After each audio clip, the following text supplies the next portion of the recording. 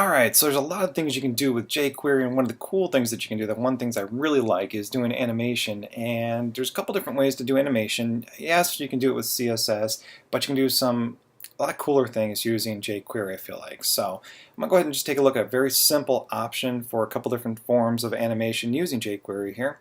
I have my document set up already, got some of the stuff already pre-filled out just so I don't have to take the time to look at it. We've got the script, which we're linking to our jQuery script right here. If you don't know how to install jQuery into your document or download it, I have another video. There's a link at the bottom for you to check out. But we will be starting with this already linked. I've got a style set up, which is just a text box. Very square text box, very basic here, just background color. Padding it from the top just a little bit. The only style I'll be using. And then within the body here, I've just got some lorem ipsum copy surrounded by that same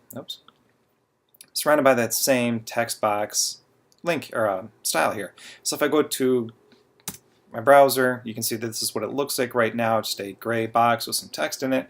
But what I want to do is I want to add a couple buttons that I can use to animate this text around the page. So within this top area, the header up here, I'm going to create a new script. I'm going to open and close that out, and this is where I'm going to put all the information that's going to animate my document here. So I'll go ahead and start out with a little bit of jQuery. We'll say the $sign, open parens, open quotes, and I'll say in the document, when the page is ready, go ahead and perform a function. And I'm going to open and close that set of parens and open and close a set of curly brackets. And I always make sure that I close this out because I always forget to do that.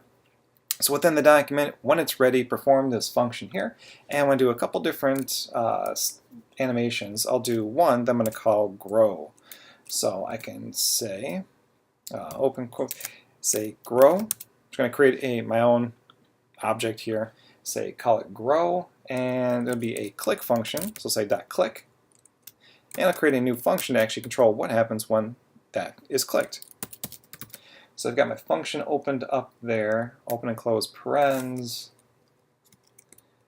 open and close some curly brackets, and within there I want to target my text box, that's the style. This is the text box right here. So within here I'm going to say text box, we're going to animate it. Alright, and the type of animation we're going to do is we're going to change the width, say to, I don't know, 500 pixels wide. Actually I need to put some, oops, let's do it this way here. Say width 500 pixels. Close that curly bracket. After that, I'm going to put a comma, and I'm going to say how long it's going to take to change the width. Now this is in milliseconds, not seconds, so this is actually just 1 second. Alright, so I've got the end paren. I'll close that out. Gotta make sure I got this one closed. Got this one closed out as well.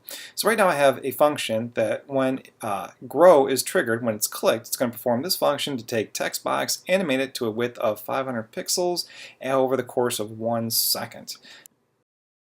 The next one, I just want to move everything over a little bit, and I want to create a new function. I'm going to just copy and paste this one so I don't have to retype all that. I'm going to say move. So this is going to slide that whole text box over. And what we'll say, again, just keeping all the same information here, I will say, instead of width, I'm not changing the width of it, I want to move it, so I'll say margin left of 500 pixels over the course of 1,000 milliseconds, or 1 second. Alright, let's do one more here, and I'm just going to paste it again. I'm going to call this one bigger. I want to change the size of the box that the text is in there. So again, all the same information, we're targeting that same text box ID. We're going to animate it, but this time we're going to change the font size. Oops, keep thinking CSS and not jQuery. Okay, so font size, and I want to change that to, I don't know, let's say like 40 pixels. And again, let's change this one up. Let's make this one over the course of 3 seconds. All right, so I've got 3 different options up here. Now, you can merge, you can copy and paste some of these. So you've got more than one type of animation in here. In fact, let me just go ahead and do an example real quick. I'll do one more. And let's do this one. We'll say all. All right, keep it real simple. So I'm going to create one more button that says all. I'm going to click on that. It's going to do a couple different things. You're going to change the width, the font size. So I'll say the width is 500 pixels, and we'll just do a simple comma. We'll paste that in there, another comma, and let's see, what was the other one? Margin left. So let's go ahead and copy that guy in there. All right, so you're not limited to just one animation. You can do several things all at once here. All right, so that looks good. I think that looks good. This is all closed out. Doesn't see any errors. Again, here's the style that I came up with for the box just so that we could see it. Now, what we don't have so far is any way to trigger those things. Remember I said that these are all going to be on click. So come on down here and let's go ahead and create 3 different buttons, and we'll call the first one grow.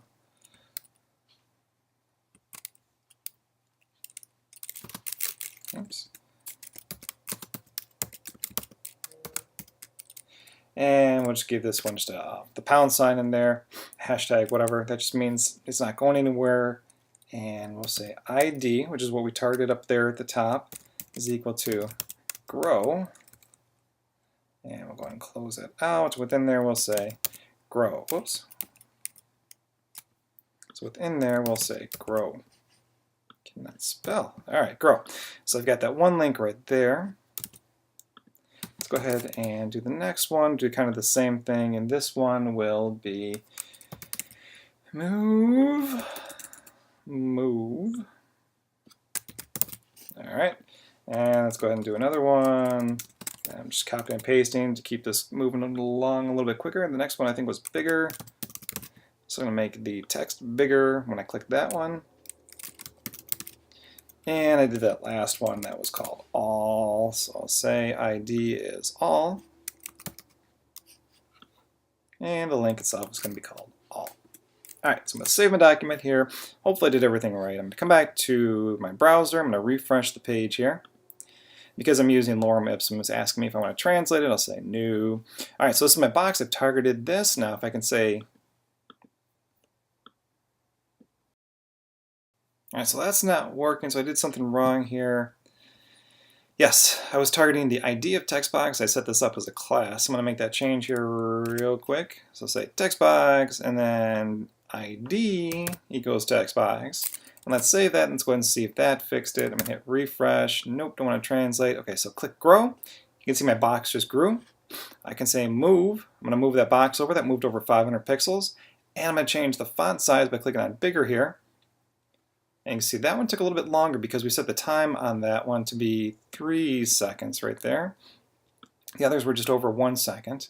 And you know, I'm going to hit refresh just to get back to the beginning. I can click all, and it should do all of those at the same time. So you can see that over the course of, I think we said that one is 2 seconds here.